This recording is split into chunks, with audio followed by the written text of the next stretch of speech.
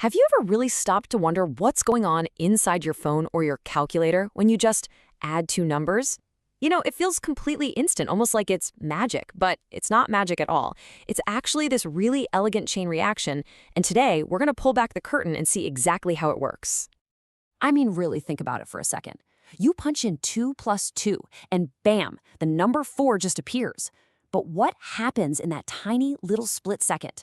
How does a machine that's just made of circuits and wires figure out the answer to a math problem? Well, the answer is surprisingly simple and kind of cool. See, computers don't get numbers the way you and I do.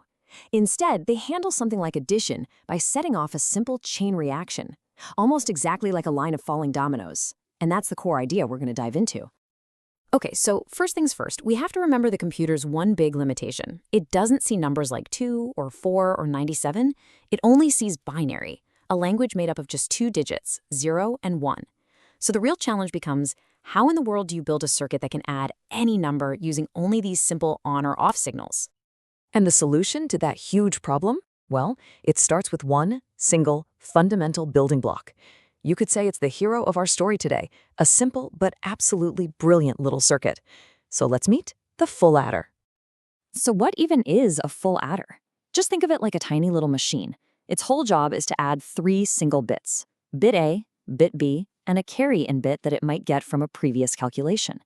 It takes those 3 in, and then it gives you 2 outputs, the sum for that column, and, this is the really important part for our chain reaction, a carry-out bit.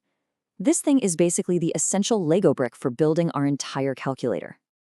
All right, so if one full adder is just a single brick, how do we add bigger numbers? It's actually pretty simple. We just chain them together, side by side. This is exactly how we create that domino effect, and it's where the real magic starts to happen. Okay, check this out. Here's that ripple in action. The whole process starts on the far right. The very first full adder takes care of the first column of bits, and it spits out a carry-out. Now that carry then ripples over, and it becomes the carry-in for the next adder in the line. That's our first domino falling, and this chain reaction just keeps on going all the way down the line, with each adder passing a new carry to its neighbor. But here's the crucial part. Each adder has to wait for the one before it to finish. The correct final answer only shows up once that ripple has traveled all the way to the very end. So there we have it. We've just built what's called a ripple carry adder. Now let's zoom out and look at the big picture. We've made a machine that can actually do math. But like pretty much any piece of engineering, it comes with a fundamental trade-off. It really boils down to a classic battle, simplicity versus speed. And here's that trade-off, plain and simple. The pro? It's incredibly straightforward. It's elegant, it's easy to understand and build.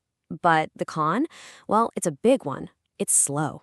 That whole process of waiting for the carry to travel all the way down the line creates what we call a ripple delay. And the more bits you need to add, the longer it takes for that last domino to fall, which means your entire calculation gets slower and slower.